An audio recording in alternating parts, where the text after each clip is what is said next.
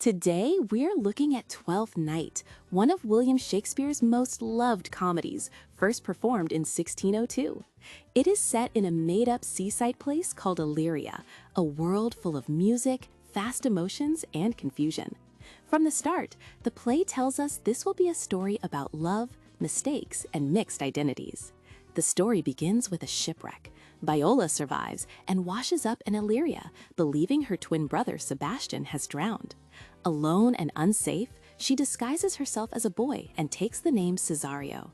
In this disguise, she begins working for Duke Orsino, a ruler who loves music and believes he is deeply in love with a woman named Olivia. Olivia, however, refuses to see Orsino. She is mourning her brother and wants to be left alone.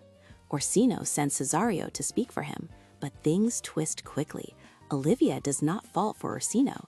Instead, she falls in love with Cesario, not knowing Cesario is really Viola. At the same time, Viola quietly falls in love with Orsino, creating a triangle where everyone loves the wrong person. Meanwhile, Sebastian is alive. He is saved by a sea captain named Antonio and later arrives in Illyria. At Olivia's house, chaos grows. Her uncle, Sir Toby, drinks and jokes with his foolish friend, Sir Andrew, who hopes to marry Olivia.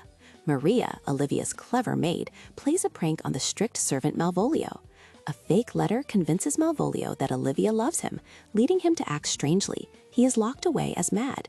Confusion peaks when Olivia meets Sebastian and mistakes him for Cesario. She marries him.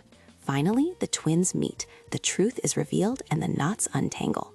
Orsino proposes to Viola, Sebastian stays with Olivia, and most end happily. Malvolio leaves angry. The play ends with Feste's song. Filled with laughter, music, and secret longing, Twelfth Night reminds us that love is never as simple or as serious as it seems.